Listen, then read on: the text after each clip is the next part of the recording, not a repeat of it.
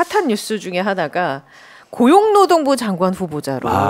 너무 핫했어요. 아침에 그걸 제가 뉴스 접하고 머리를 부여잡았다니까요.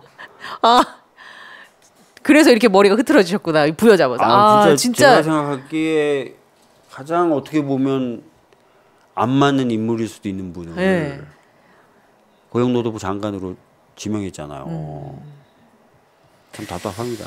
안 맞는다라고 지금 얘기해 주셨는데 어떤 부분에서 안 맞는다고 보십니까? 물론 그분이 과거에 아주 옛날에 노동운동을 하셨던 경력은 있지만 그 이후에 보여주셨고 특히 최근에 보여주셨던 행보나 발언 등은 고용노동부 장관에 어울리진 않죠. 아시다시피 고용노동부 장관이라는 건 다른 어떤 부처와는 달리 다른 부처도 다 마찬가지로 역할을 해줘야 되겠지만 정말 노동자 편에 서야 되거든요. 이분은 노동자들의 이익을 지키기 위해서 목소리를 내야 되고요. 근데 최근에 이분이 보여줬던 태도는 굉장히 우익적이고 뭐 이런 태도를 보여주셨잖아요. 근데 왜 이분이지? 사람이 진짜 없나?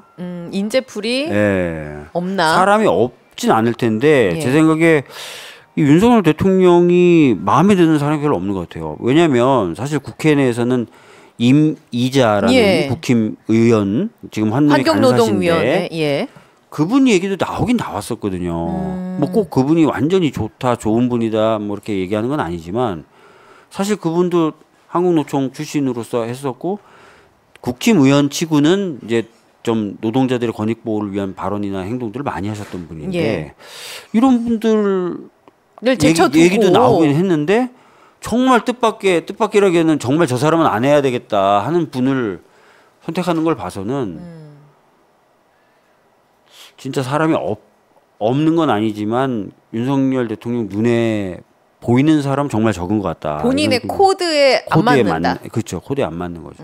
코드에 맞는 사람은 굉장히 적은 것 같다. 근데 아무리 그래도 그렇지 코드만 중시해서 장관 인선할 수는 없을 텐데요. 그렇죠. 장관이 어떤 자리인데요. 그러니까요. 그냥 단순하게 코드로만 판단하기에는 그 코드가 그리고 이제 민주노총이 그래서 반노동 인사 참사다 이런 표현을 썼어요. 우리 환노위 의원들도요. 오후 1시에 바로 기자회견 열어서 안 된다. 반대 입장을 명확하게 밝혔어요.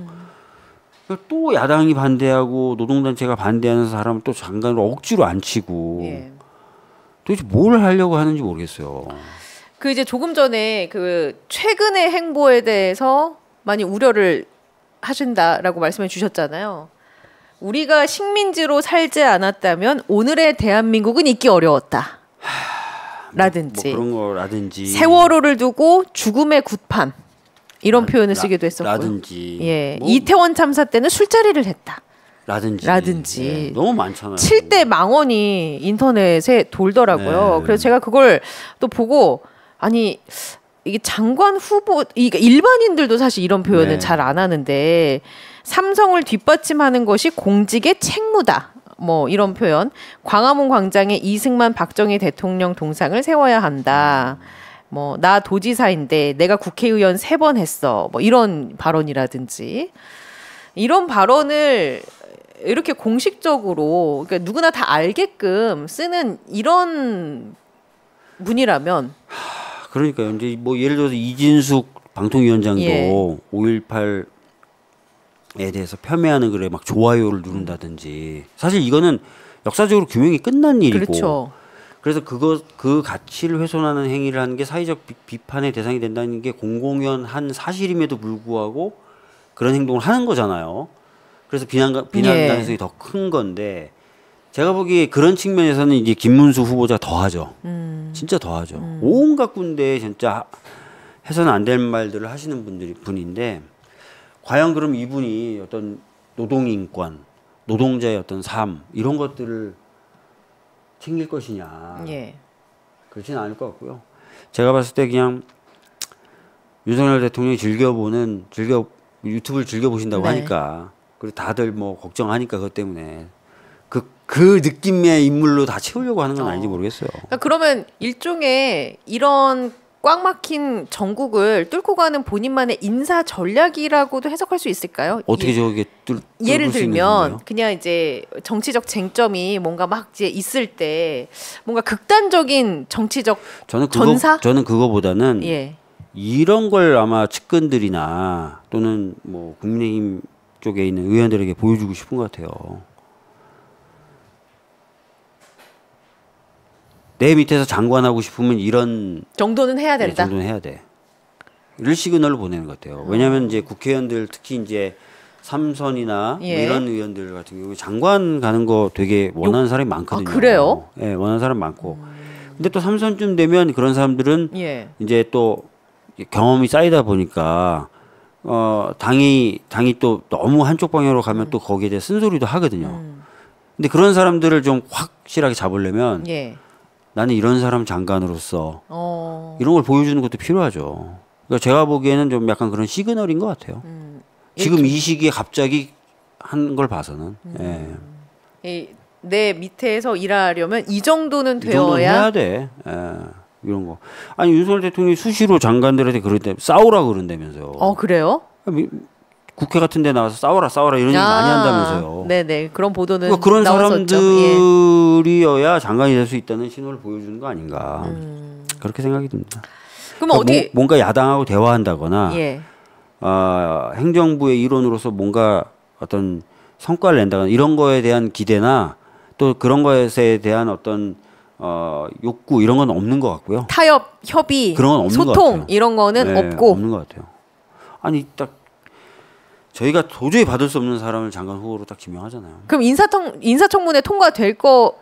인사청문회는 아시다시피 장관은 인사청문회가 부적격으로 하고 인사청문회가 파행이 되던 장관 임명하면 되는 거예요. 장관은 대통령이.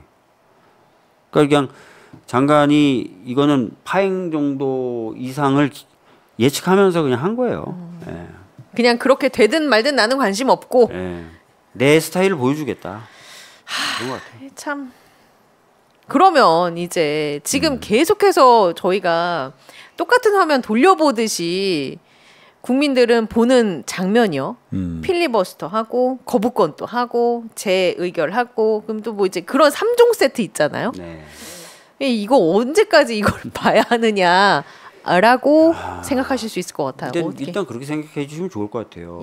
첫 번째 저희가 지금 통과시키려고 했던 법 중에 해병대원 사망 사건 관련된 특검법은 국민들 60%가 넘게 뭐 여론조사 결과에 따라서 조금씩 차이는 나지만요.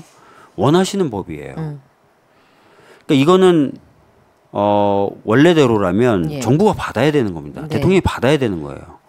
근데 안 받고 있어요. 특히 본인에 대한 수사 가능성이 있다는 이유로. 그래서 저희들은 이거는 계속 싸울 수밖에 없습니다.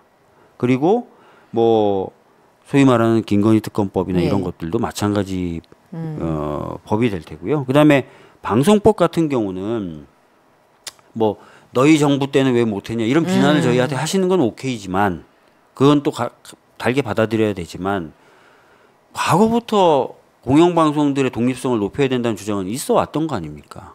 그러니까 이 법도 굉장히 필요한 법이라서 한다. 약간 지치시고 피곤해 보이고 뭔가 자꾸 반복되는 걸 보시는 것 같아도 해야 될 걸 좀 하는 과정이다. 이렇게 좀 봐주시면 좋을 것 같고요. 근데 그 속에서도 이제 우리 민주당이 이제 다른 부분에서는 좀 뭔가 성과 같은 걸 내야 되겠죠. 그런 작업들도 하고는 있어요. 두 트랙으로 가고 있다. 크게 보면은 특검법이나 이렇게 중요하게 국민들 여론이 해라라고 여기는 그런 법들도 처리를 하면서 민생도 챙길 거는 챙기고 있다. 그렇게 그렇죠. 좀 투 트랙으로 가고 있다라고 이해하면 되겠습니까? 알겠습니다.